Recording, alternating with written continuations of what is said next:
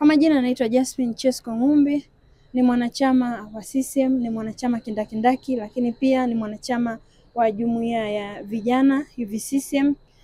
Siku ya leo nimefika katika ofisi za CCM mkoa kwa lengo la kuingia katika ofisi ya UVCCM, ofisi ya umoja wa vijana mkoa, kwa lengo la kuchukua fomu ya ubunge wa vijana taifa.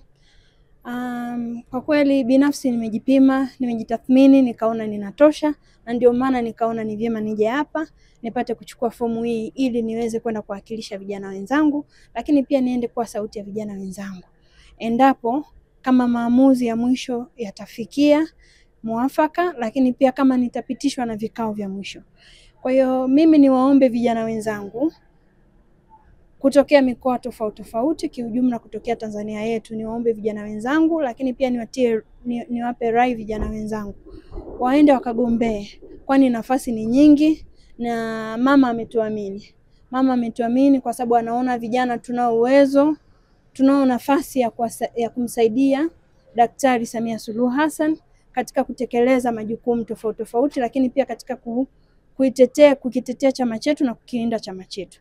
Kwa hiyo niwasihi vijana wenzangu tusisite kuchukua fomu hizi, kwani kuchukua fomu hizi gharama zake zimeshaainishwa, lakini pia kijana yeyote ambaye anaona anao uwezo, anaona anayo nafasi ya kushiriki, huu uchaguzi ni wa kwetu sote. Kwa hiyo vijana tujitokeze, tuwe mstari wa mbele, twende tukachukue fomu tuzijaze, lakini kama tutapewa ridhaa na tukaaminiwa, basi twende tukafanye majukumu yetu sawa na vile ambavyo tumeomba katika fomu hizi.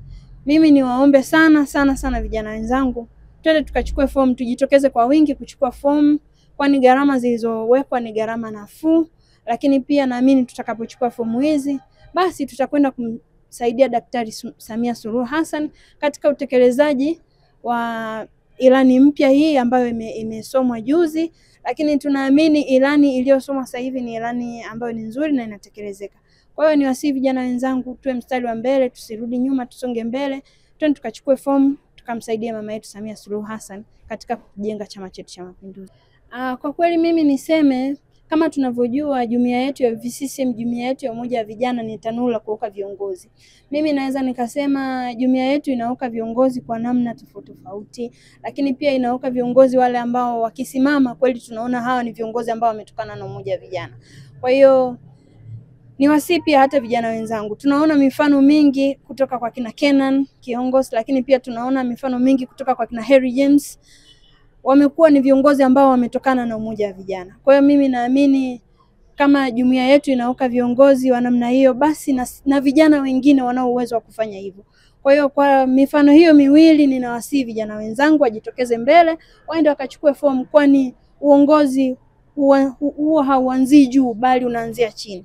Kwa hiyo wasisite kuchukua fomu katika nafasi za uongozi tofauti tofauti, kwani mimi naamini uongozi upo chini ya mikono ya vijana.